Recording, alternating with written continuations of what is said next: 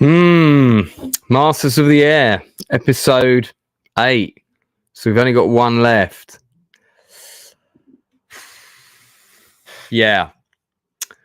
Right. Okay. Where do I start with this? So, in case you haven't seen these reviews before, just to remind everybody, these are mine. I've only watched the episode once. This is a gut reaction review. Just finished watching it. These are my initial thoughts. I have made a ton of notes because, of course, every Sunday with a panel of guests, including a historian or two and other fans of the show, and including somebody who worked on the show, we do a more in-depth review. And I'm sure my panelists will have a lot to say about this episode. Now, this episode cuts to no less than 5 different storyline narratives in episode 8, in an episode that is clawing for time with the running time. The running time is very limited. Approximately, I think this episode was, including the credits and everything, is probably about the usual, slightly over the longer usual 42 minutes. Might have been like 44 minutes. But in total, the total number of cutbacks from one narrative to the other is 1, 2, 3, 4, 5, 6, 7, 8, 9, 10, 11, 12, 13, 14, 15, 16, montage, 17, 18, 19. And I actually didn't intentionally make a list of all of those. I just started making a notes of which scene we were in so I could follow what storyline we were with and where we were at, because it was jumping about so much. Now, the more you try and cram into a story like this, the more characters you try and present us with, the less engaging it becomes. And in this episode, we're introduced to the Tuskegee Airmen through a narrative, a narration at the beginning of the episode, informing us, that they're fighting in what would have been called the Southern European theatre, the Mediterranean theatre more commonly. And I'm not going to get into too many spoilers now, obviously, because we're going to do a detailed review on Sunday. So I will try and keep my spoilers to a minimum on this initial review. So with that, we're straight into them going into an attack, and then we got the titles. So we kind of have a little attack sequence before, and then we're into these narratives, and we have the narrative of the prisoner of war camp. We have Rosie doing stuff, prepping for D-Day. We have a briefing for D-Day, which it's listed as taking place on the 6th of June. That is incorrect. A briefing for the attack for D-Day would have taken place at the latest on the 5th of June. And don't forget that also there was a 24-hour stand down. So they postponed the invasion for 24 hours. So the briefing probably would have taken place on the 4th of June, not the 6th of June. That's bullshit. So that's another very basic piece of information that even the most amateur armchair historian would have been able to give the producers of this show. So we've got a pretty horrendous historical mistake pretty quickly in the show, which, a lot of people won't care, but little things like that, when they're very obvious. This is a title correction. This is something that someone could have even picked up in post-production and gone, those titles are wrong. Can we change that to the 4th of June? Because, and this is coming from a show that's got 2 producers who have made 2 separate projects about D-Day on it. They would know this themselves, Tom Hanks and Steven Spielberg. They would know this stuff. This is basic stuff. So, anyway, we get into these multiple narratives. Again, I'm going to keep spoilers to a minimum, but the Tuskegee Airmen are finally being told they're going to get longer range planes. They're going to be able to do longer range attacks. They're going to take part in Operation Dragoon, which is the invasion of southern France. And they're also going to be accompanying bombers into bombing missions into Germany. Now, I think the Tuskegee Airmen deserve their own show. I think they deserve their own miniseries. I've seen both the original HBO movie that was made back sometime in the 90s, and of course, I've seen Red Tails, which is a terrible film. The actual original HBO movie is actually a very good film. If this show had been, let's say, 15, 16 episodes, and we'd already had one whole episode dedicated to the Tuskegee Airmen, and we're now coming back to them after some time, then I would be quite happy to have another whole episode about the Tuskegee Airmen now. But their storyline is diluted within another 4 storylines, right? Because in addition to this, we have Crosby, who has a bit of a mental breakdown, physical breakdown, from overworking. So he's forced to take some time off. So we have some scenes with him trying to reconnect with his SOE lady friend, Sandra. We have some scenes with Sandra, who is doing stuff with the Resistance. We don't need to see these scenes. They add nothing whatsoever to the show. Absolutely nothing. They don't add anything. It suffices to all that we need to be told is that she's on a mission. Her missions are not pertaining directly to the activities of the Air Force. They're really all about information to do with D-Day. So there's a lot of time wasted on stuff that we don't need to see, which I would rather be spent with the Tuskegee Airmen. I can see that the scenes with the Tuskegee Airmen were supposed to be a lot longer. We barely get introduced to the new Doctor Who with one line, and we cut to another scene. These scenes are very, very, very short. All of the scenes introducing us to new characters are incredibly short. There is not enough emotional tissue in these scenes for us to become engaged in these characters, or to have stakes in these characters, or to care about them. Some people are shot down, and some people that we're introduced to in this episode end up in the POW camp. Now, I'm not an expert on what the conditions were in the POW camps, but I do know something about how people were segregated. And I don't believe that black Air Force pilots would be housed in the same accommodations as white American Air Force officers. There is also, although it's hinted at in some looks and stares and things like that, there is a massive absence of racism from any of the American white characters that we've been introduced to. There's one guy that gives somebody a grumpy look. That's it. Nothing else. And I mean, when they're greeted and coming in, there's somebody's got a line, let me get you squared away, this kind of thing. Yeah, I'm sorry, racism existed in the army. Not everybody was a nice guy. This is the 1940s, okay? Some people would have not wanted to stay in the same building as them. And that would have been a great scene. That would have made for great drama. That would have made for great historical drama. It would have been interesting. We don't get any of that, which I actually think is quite disappointing. We get a very kind of thinly drawn story with the Tuskegee Airmen, who deserve more screen time. We're not invested in any of them, so their scenes mean nothing to us in the grand scheme of this show. I was extremely disappointed in this episode. For me, it's probably one of the weakest episodes. I also think it undermines the whole show. And I've got a caveat with those comments, and I'm wearing a hat, from the show, that I want this show to be good. I'm not here to bash this show, okay? I want this show to be good, and it does have some very good things. It's had some amazing episodes. Episode 3 was one of the best pieces of television I'd ever seen. It was amazing. Yeah, we've talked about this before. Why are these episodes so short? Good question.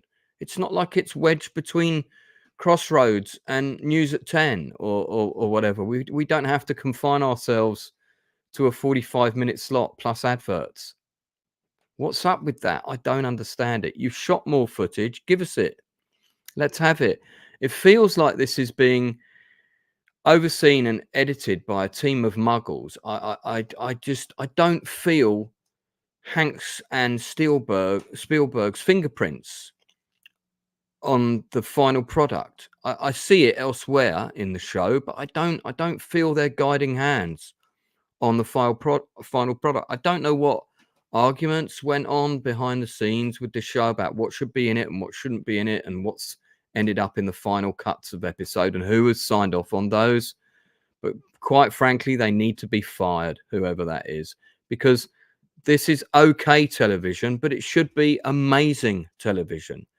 Masters of the Air should have and deserved to be amazing, not just for the veterans, of course, and their families, but also for all of us that have been waiting the best part of, I think it's 10 or 15 years for this show. And it just, yeah, it reeks of corporate interference or young producers that just don't grasp the concept of setup and payoff and story arcs, character development arcs. It's all over the place. This show is all over the place. And I'm so frustrated because it should be good. It's got some good stuff. It's got some great scenes. It's had some amazing effects work. This is another thing. Were they running out of money for the effects at this point? Because the red tail aircraft, there's a great shot of them all lining to take up. Looks very convincing. Looks really good. I think there's a couple of real planes in there that have probably been duplicated. That's wrong, mate. They've both got their names credited as producers on this show on every episode, and as such, I would expect anything with their name associated with it to have a certain standard, and it doesn't have their standard. And these are not uninfluential people in the film industry. These two people are in the top 100 most influential people in Hollywood. So there is, as far as I'm concerned, they should have been arguing tooth and nail in whatever corporate, meeting room was required. These episodes are too short. The storylines are all over the place. There isn't a clear narrative other than it's going through the war historically. There's too much voiceover. The scenes are too short. We don't get enough introduction to characters. The list of stuff that's wrong with this show, unfortunately, has grown bigger. Now, I say again, I'm not here to bash this show. Look at my earlier reviews of this. And for episodes 1 through 3, I was very positive about it. And for the most part, very happy. Episode 4 had a couple of big naff bits in it, but not the end of the world. But every episode since then, there's been something, and I just don't understand this. John Orloff is going to be on. He's a guest, I think, either on Fighting on Film or the World War II channel run by Paul Woodidge. Great channel, by the way, guys. But these people got to see episodes early, and people that I know that got to see Masters of the Air early are all raving about how great it is, whereas I know these same people would have been very critical about these kinds of things. So I'm not convinced that their opinion is not untainted, shall we say. Hey, Gord King. So it's another great YouTuber who's coming up to 1,000 subs. Check out his channel. He's got a very, very great and funny review of The Rings of Power, which is worth you checking out. I would love to see an extended version of this show. I would love to have a Blu-ray box set come out where every episode is 70 minutes. Give us all the stuff that you cut. Put some money, you get some people on post-production, recut, give us everything that's missing. There's loads of stuff missing, I can tell. Scenes are short. You can see people are just about to go into more dialogue. The scene gets cut. We're somewhere else. Just, yeah, really, really disappointed. And I know I'm not alone. Great Dominion, this has been long in production for such a shoddy result. I agree. And you can't blame it on the pandemic. They have done well to sort of get around the lack of location and the fact that they're stuck in England. And I'm not going to criticize the show for, okay, you know, this is supposed to be Italy or the Mediterranean. It's clearly England, but with some mountains CGI'd in the background. That's fine. That works. That's all good. I'm not going to criticize the show for those kinds of issues. Yeah, I mean, I don't know if there'll be an extended edition, but that's what I want to see. So if Hanks, if they were going to make a fourth show, what would you like it to be on? That's a good question. That's a great question, actually.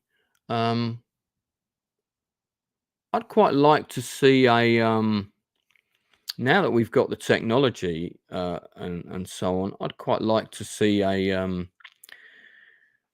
this kind of show about one of the armored divisions, or about one of the infantry divisions. So kind of like a Big Red One. You could do a TV miniseries of the Big Red One with a proper budget. Would be really, really good. Although I think the film is very underrated. But I'd quite like to see, you know, like Second Armored Division, something like that. That would be really interesting. But you know, it doesn't always have to be special forces. Or even though I've written a TV show called Paratrooper, simply because that was my area of expertise, so I wanted to write about the stuff I really knew about. It would be great to just see, you know, call it Ground Pounders or something. Call it you know, infantry. Just call it something really simple, but it's about the guys, you know, the basic guys, the guys that are the frontline infantry, follow one of the divisions all the way through the war. And I did look at that when I was writing Paratrooper.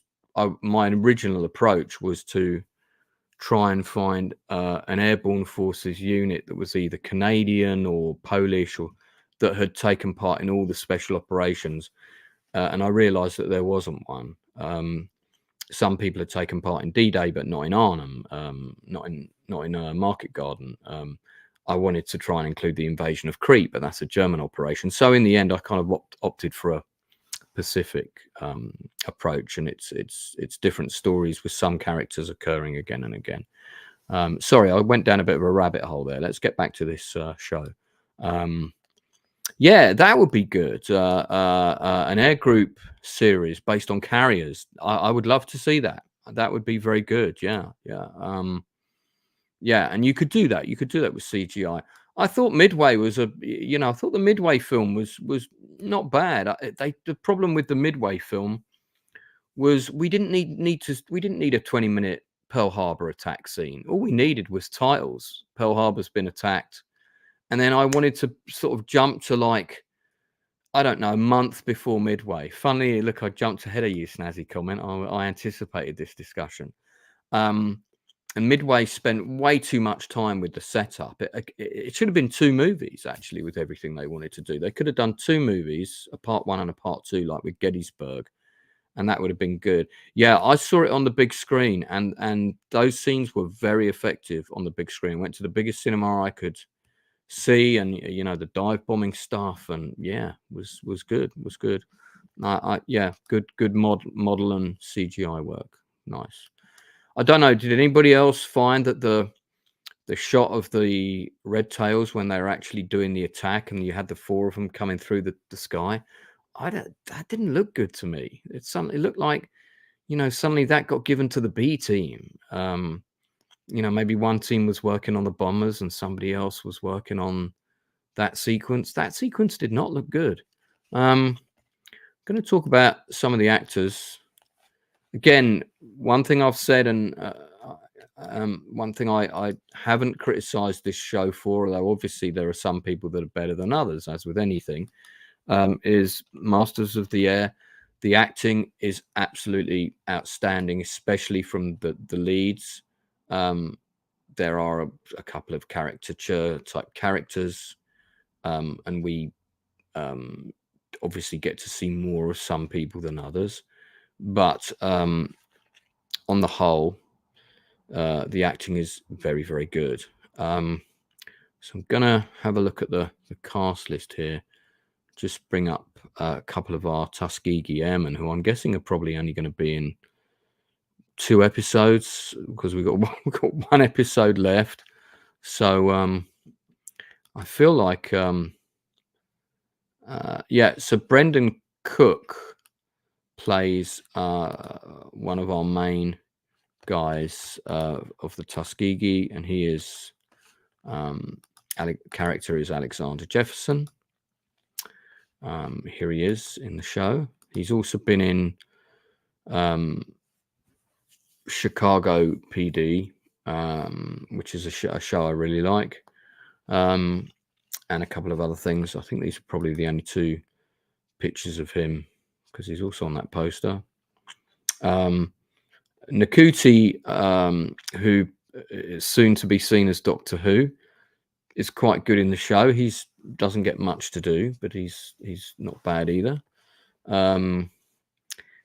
So, but I think Brandon Cook does well to, make his mark in the show. That's obviously not from Masters of the Air, that shot.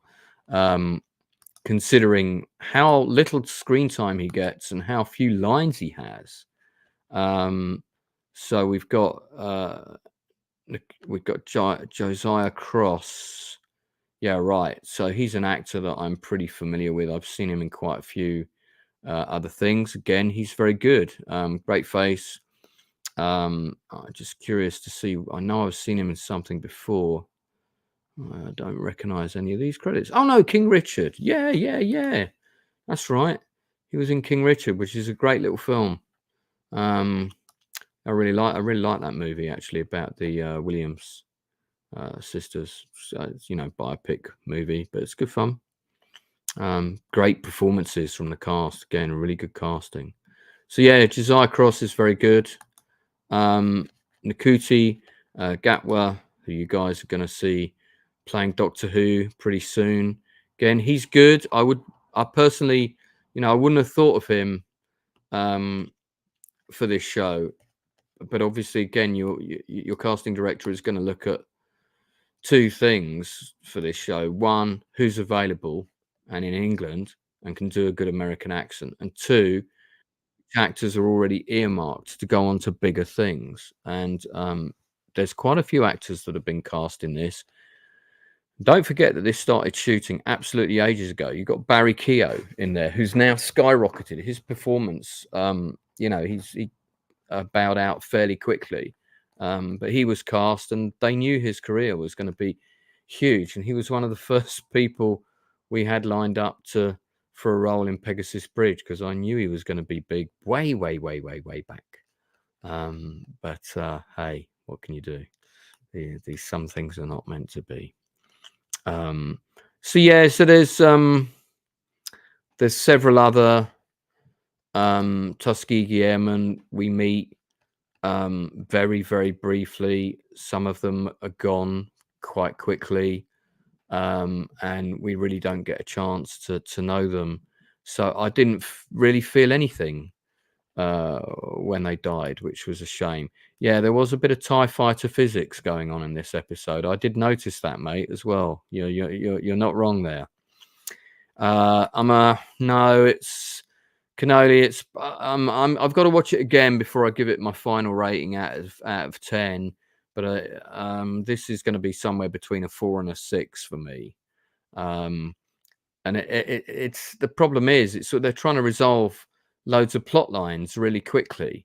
And the prisoner of war camp stuff just doesn't really interest me. I'm not really I'm not really interested in or engaged in that storyline, even though I like those characters. I just sort of, you know, we kind of know that there wasn't a big escape from the Americans, so we know that's not really building up to anything. So that sort of feels kind of a bit redundant. I don't know why we're spending screen time on it, really, to be honest with you. I would have much rather stuck with other air missions and, you know, and there's so many to choose from. Yeah, so, but hey, the Dam Busters would be good. I mean, if you think I had trouble getting my projects off the ground, Peter Jackson, who made the Lord of the Rings trilogy, you know, has been trying to make a Dam Busters movie for the last. I think he's been. It went into, you know, that it went into prep and they built the sets. They built 4 full-size Lancasters. They still have them in New Zealand, and the financing fell through for the film about 5 times. And then it went into turnaround, and now no one wants to touch it. Now, depending on the success of Masters of the Air, that project may get greenlit. But I don't think that this show is going to do for World War II TV shows and movies. I don't think it's going to have that same domino effect that Band of Brothers had, because Band of Brothers and Saving Private Ryan, World War II was kind of a done genre. No one wanted to make World War II movies. No one wanted to make World War II TV shows by the 1990s. You know, that was all seen as to be very 70s. You didn't have a lot of them in the 80s. You had a couple like Stalingrad and things like that, but there wasn't a lot. And, you know, it's... Band of Brothers, Saving Private Ryan come out within a couple of years of each other, rejuvenate the whole period. A whole load of new people, new generation of people interested in the history, and so on. I can't see Masters of the Air exciting a new young generation into wanting to learn more about, you know, unless you're already into planes. I don't think you're going to be sitting down and wanting to learn about all the missions that the 100th did or anything, because we're just not emotionally there with this one. And I'm normally the first guy to go out and buy books. You know, I did the same thing with Band of Brothers. I bought the book, read over that very quickly. You know, yeah. I mean, D-Day is basically very, very skipped over. Very, very skipped over. It's also done incorrectly as well. You have to remember that D-Day operations were postponed for 24 hours because of the weather, right? So the original invasion was supposed to take place on the 5th, okay?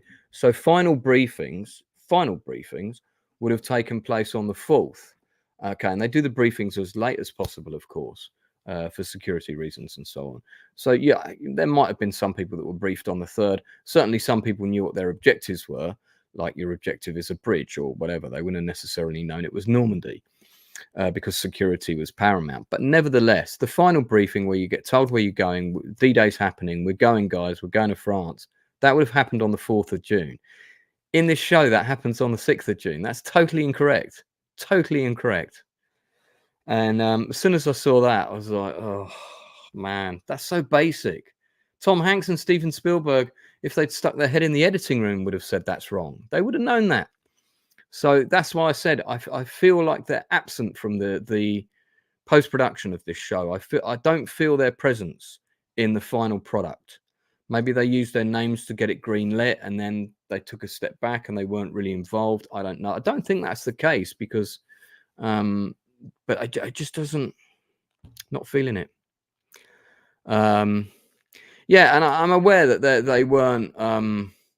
There wasn't loads of heavy bombing involved. It was more about the campaign before that to disinformation where the invasion might come. They did loads of bombing behind the Pas-de-Calais because they wanted to convince the Germans that's where the invasion was coming, and that's where they built most of their defenses and had most of their troops. But even so, the briefing is still given on the wrong day, because by the morning of the 6th of June, it was already announced on British radio that we had landed in France. So that briefing would not have taken place on that day or at that time. Daylight, 6th of June. No, sorry. Totally wrong. So we got one episode left. There's a trailer for that episode at the end of the show. There's a heavy focus with the POW stuff, people being moved out of prison camps and who's going to survive the march into Germany, this kind of stuff. And I'm just like, really? Is that what we're getting? Can't we have a scene where, you know, the Americans are going into bombing Berlin and we see what a wreck it is and we see it's a shell, you know? Can't we have a scene where they're soaring over the Rhine and we see all the bridges are blown? And I mean, it's all CGI, but it could have been done, easily could have been done with the technology we have now. Are we not going to get a scene maybe where, you know, the American bombers are coming in over Berlin? They suddenly see a fleet of planes coming towards them. Oh no, where have the Germans got these fighters from? Then they realize they're Russians. That would have been interesting. You know, that's the kind of stuff I kind of want to see at the end of the war. I know we've got something coming up with Russian infantry rescuing a downed pilot because it's in the opening credits. So that's not a spoiler to tell you that. And I suspect that's going to be one of the characters we've followed through if you pay attention. Yes, they did bomb Caen, but Normandy was bombed less extensively, deliberately than everywhere else. But they did bomb Caen. That's correct. It was flattened later. It was partially bombed before D-Day. It was flattened afterwards as part of the operation to break out. Yeah, you know, yeah, that could have been interesting. Does feel like there's a lot of missed opportunities here. Look, so we're going to have a longer discussion. We'll get into it on Sunday at 9 o'clock. We're going to be with History Bro, Blue Collar Loser, and a couple of other guests. Hopefully the Critical Drinker will be joining us again. Subject is availability.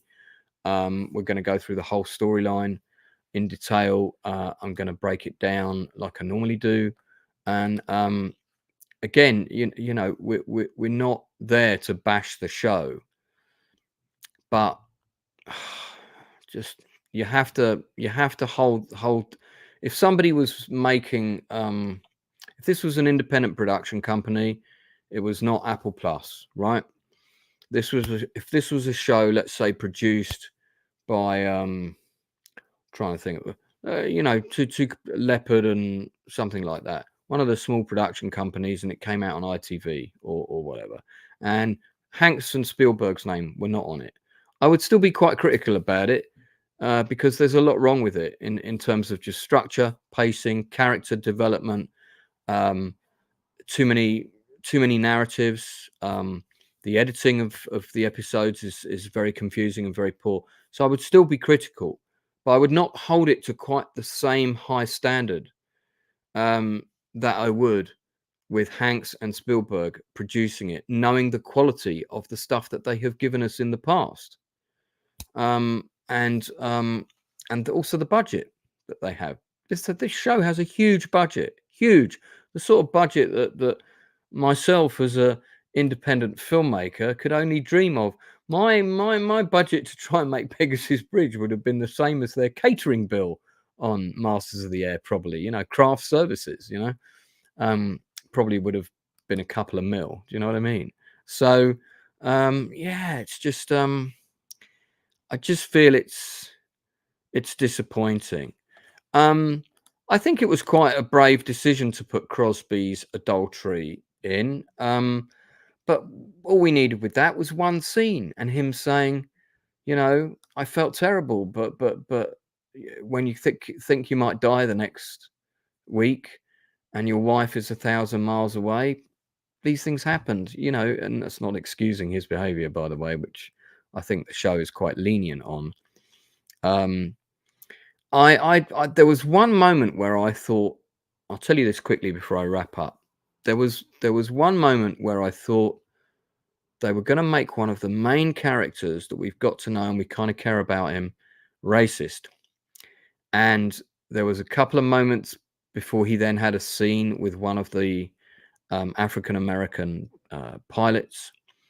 And again, I'll get into this on Sunday. I don't want to give you spoilers now. And I thought, oh, that'd be really good if they do that. That's a very brave decision, because we become invested in this guy. And suddenly, like, he's very uncomfortable around the African-American pilots, and you know, and I was kind of, I kind of want him to, I want to see this, because that's where I thought they were going. And I thought, that would be really brave. That'd be really interesting, and quite a kick in the balls, but also very realistic, because these guys would have, a lot of stuff was put aside during the war, but a lot of the time it was not. And I'll just cite a historical example of that, where if you want to Google something called the Battle for Bamber Bridge, that occurred in the UK.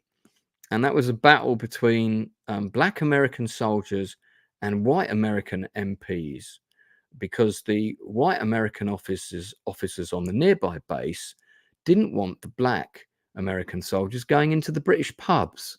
So they went round to all the British pub owners and told them to put signs up saying no blacks. And the British owners were like, who are you to tell us who can come into our pub? And they told them to F off, quite rightly. So to play a sort of hand that, oh, there's no racism because we're all fighting the Germans, is utter nonsense. And I just didn't think that the show did itself any favors there by pretending it didn't exist all of a sudden. Or we might get something, but yeah. So I really wanted this show to be really good. I really wanted this show to blow me away, and it has been very satisfying at times, but other times I've really struggled with it. It's the only So they did do that a couple of times. That's true. So love to know your thoughts on the show. Put a comment under this stream if you haven't taken part in the chat, or even if you have, put a comment underneath. I'd love to know your thoughts about what you think. Tell me.